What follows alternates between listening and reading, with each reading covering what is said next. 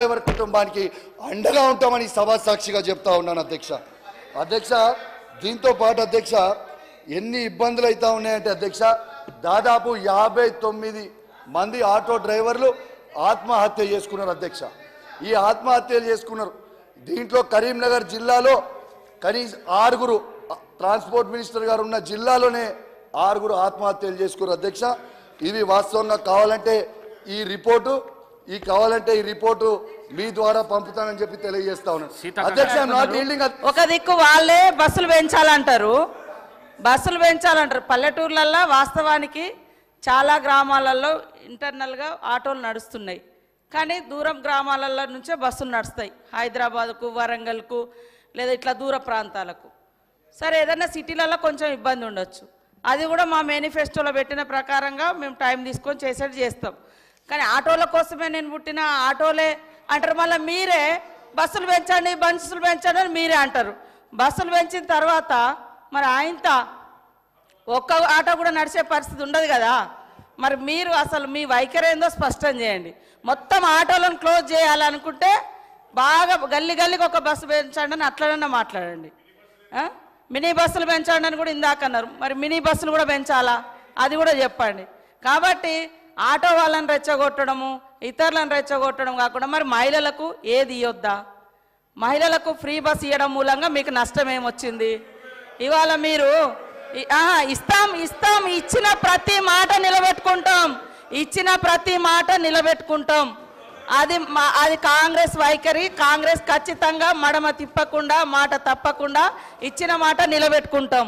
కానీ ఒకరోజు బస్సులు పెట్టండి అంటారు, ఒకరోజు సపోర్ట్ అంటారు, ఒకరోజు ఆటో వాళ్ళని రెచ్చగొడతామంటారు. ఆటో వాళ్ళకు మీ హయాంలో మరి ఫ్రీ ఇన్సూరెన్సు, అదేవిధంగా రోడ్డు మీద ఫ్రీగా తిరగడానికి కావాల్సినటువంటి ఫెసిలిటీసు అవన్నీ ఎందుకు మీరు సహకరించలేదని నేను అడుగుతా ఉన్నా. కాబట్టి రెచ్చగొట్టే మాటలు కాకుండా వాళ్ళ సమస్యలు ఏమైనా ఉంటే మాట్లాడితే బాగుంటుంది. అదేవిధంగా బస్సుల పట్ల మీ వైఖరి కూడా స్పష్టం చేయండి. ఫ్రీ బస్ పెట్టాలా వద్దా? పెట్టడం మూలంగా ఎందుకు కడుపు మండుతుంది? ఇవాళ మరి గవర్నమెంట్ హాస్పిటల్స్లలో కూడా ఫెసిలిటీస్ పెంచుతున్నాం. దాంతో ప్రైవేట్ హాస్పిటల్స్ నడవకుండా అయిపోయే పరిస్థితి వస్తుంది. అప్పుడు కూడా బాధపడతారా ప్రైవేట్ హాస్పిటళ్ళ కోసం? అదేవిధంగా మీ లెక్క ఇవాళ కొంతమందికే రైతు బంధు ఇచ్చి పేదోళ్లకు కడుపు కొట్టినట్టు కాదు, పేదోళ్ళను కూడా ఆదుకునే ప్రభుత్వము, అన్ని వర్గాలను ఆదుకునే ప్రభుత్వం కాంగ్రెస్ ప్రభుత్వం. కాబట్టి పదే ద్వంద్వ వైఖరి మాట్లాడకండి, ఒకటే వైఖరి చెప్పండి. మీ వైఖరి బస్సుల విషయంలో ఏంటిదో గదొక్కటి చెప్పండి. అధ్యక్ష పాపం మంత్రి గారికి తెలియదు అధ్యక్ష. దాదాపు ట్రాన్స్పోర్ట్లో ఉన్న ప్రతి డ్రైవర్కి కేసీఆర్ గారి నాయకత్వంలో 10 లక్షల మందికి 5 లక్షల ఇన్సూరెన్స్ చేసినాం అధ్యక్ష.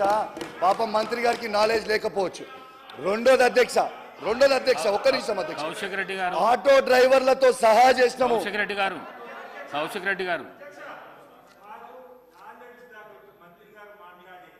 అడిగితే దానికి ఇవ్వనివ్వాల్సింది నాలెడ్జ్ లేదంటే ఏంటి అధ్యక్ష వారు మాట్లాడేది? మహిళా మంత్రి అంటే ఇంత చులకనగా మాట్లాడితే ఎట్లా అధ్యక్ష? మా మంత్రి గారు ఏమన్నారు అధ్యక్ష ఇక్కడ వారు మాట వెనక్కి తీసుకొని మా మంత్రి గారు క్షమాపణ చెప్పాలి. నేను ఒకటి మహిళా తల్లందరూ కూడా క్షమాపణ చెప్పాలి. ఆయనలాగా నాకు దురహంకారమైనటువంటి నాలెడ్జ్ లేదు సార్. నాకు నాలెడ్జే ఉంది, సబ్జెక్టు వారుగానే ఉన్నది. కానీ ఆయన లెక్క దురహంకారమైనటువంటి నాలెడ్జి లేకుంటే ఓట్ల కోసం చస్తా అని బ్లాక్మెయిల్ చేసే నాలెడ్జి నాకు లేదు సార్. కాబట్టి ఆటో డ్రైవర్లు అనేక మంది గత ప్రభుత్వంలో ఇబ్బంది పడ్డమాట వాస్తవం. ఇవాళ మా పథకానికి ఆటో డ్రైవర్లకు అడ్డం పెట్టడం ఇది కరెక్ట్ కాదు. ఇది మహిళల కోసం పెట్టినటువంటి పథకం. కాబట్టి నీ దురహంకారం మాటలు మానుకో కౌశిక్ రెడ్డి. నీలాంటి దుర్మార్గపు నాలెడ్జ్ నాకు లేదు. నేను కరెక్ట్గా ప్రజల కోసం ఆలోచించే నాలెడ్జే నా దగ్గర ఉంది. కౌశిక్ రెడ్డి గారు దయచేసి హౌస్ ఆర్డర్లో పెట్టండి అధ్యక్ష. కౌశిక్ రెడ్డి గారు